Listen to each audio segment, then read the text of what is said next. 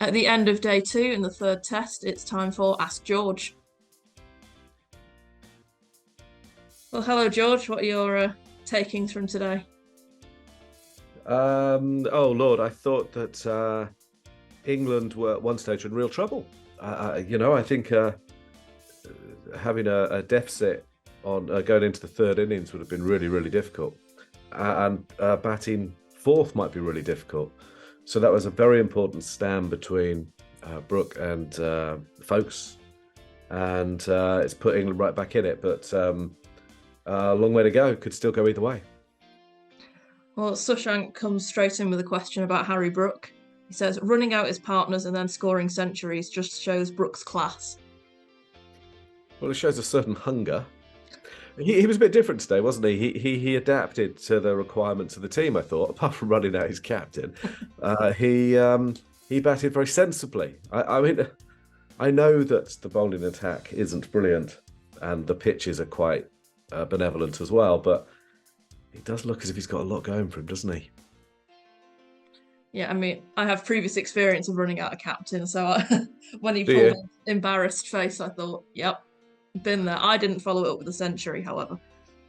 No, well, he probably was wise not to go back to the dressing room straight away. To be fair, even before, as he was walking off, I thought Ben Stokes signalled to him, "Don't worry about it, just keep going," which was good of him, because it was clearly Harry Brook's fault. But these things do happen, and actually, I quite like the fact that he was confident enough to make sure he was the one who stayed. And you'd have to say at the moment, he's probably the form batter in the side, isn't he? I mean, 300s in three innings, three tests. It's fantastic. So, yeah, he made it right. He made a mistake, but he made it right. Matt asks, I don't want to be too early, but could Brook be better than Sachin and the Don? Well, that's quite a high bar. But on that theme, I think he's scored 480 runs, and he's in his fourth test, midway through it. So what is the record? It's Sutcliffe, isn't it? Herbert Sutcliffe, I think, was the quickest to 1,000 test runs. You know, he's got a couple of flat wickets coming up in New Zealand, I think. I presume they're very flat. Stranger things have happened. So, yeah, it's a fantastic start to his career. I suppose we should say Gary Ballance had an almost equally good start to his career. He did brilliantly well for that first year or so, and obviously wasn't quite able to sustain it. So we should probably be a bit careful. He's got to be tested on quick wickets against quick bowlers, hasn't he? But the basic technique and temperament looks terrific. So, yeah, poor Sachin. Poor Sachin. He's a poor man's Harry. Win asks, how does Jonny Bairstow get back into this England side? Well, I don't think he's going to be fit for New Zealand. I think, from what I gather right now, is that they're aiming for the IPL for his return. So it's not an immediate problem. And then who knows who's fit and available and, what's going on in the world. But, yeah, you wonder if it will be Ben Folkes who makes way, don't you? And whether Bairstow takes the gloves again. But bearing in mind how well he batted without them last summer, you really, really wonder. But it's a good problem to have, isn't it? I mean, who are the weak areas? Is someone like, could Root or Bairstow be asked to open? Maybe. I don't know, really, but it's a fantastic place from a position where England haven't sort of developed a specialist batter who's shone at toss level for a decade. They've suddenly got two or three coming through. Ollie Pope's beginning to nail it too, isn't he? You would think that you can't drop Brook, so it's a good position to be in. Suddenly they're beginning to find their feet and flourish. Great.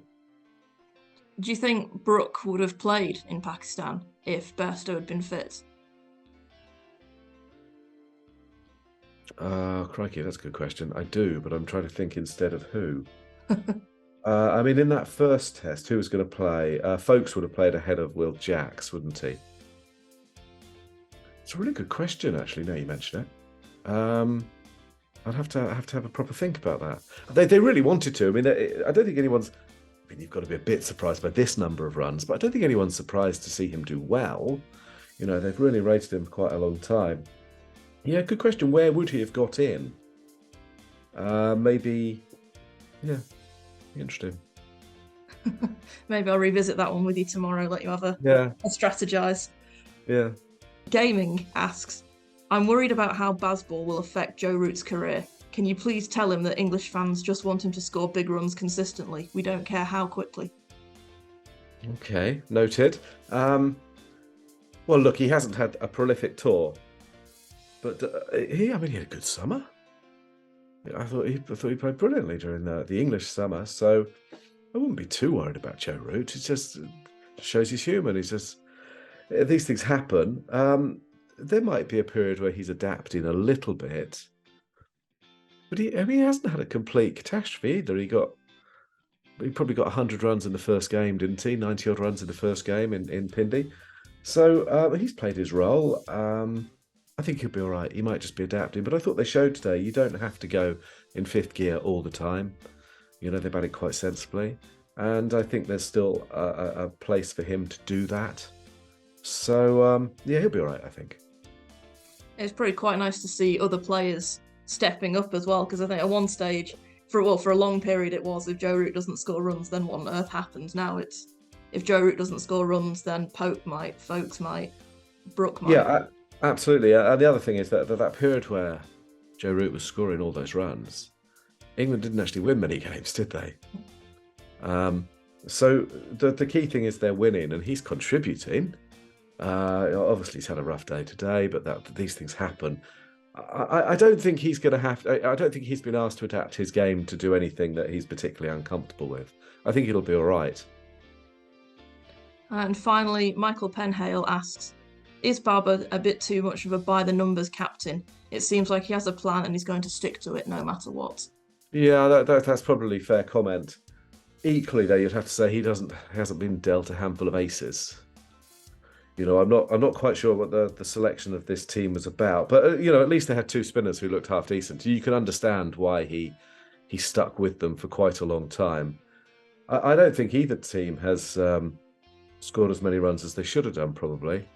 Particularly, batting first, Pakistan had a really good opportunity to set a massive score, and we can see the pitch appears to be deteriorating, doesn't it? Which they say they don't in Pakistan, but this one seems to be. So, yeah, he doesn't seem a particularly inspiring captain. They have a problem there. But to be fair to him, the fielding's dodgy and the bowling's a bit limited, if he'd had Nazim Shah and Shaheen Afridi, I think he might have looked a better captain. But yeah, he's not absolutely a natural. His DRS decisions are poor. But again, he's probably got to be reliant on Mohammad Rizwan, and he seems to get a bit overexcited, doesn't he? With their reviews have been quite poor, and that's part of it. But he is again reliant on those around him.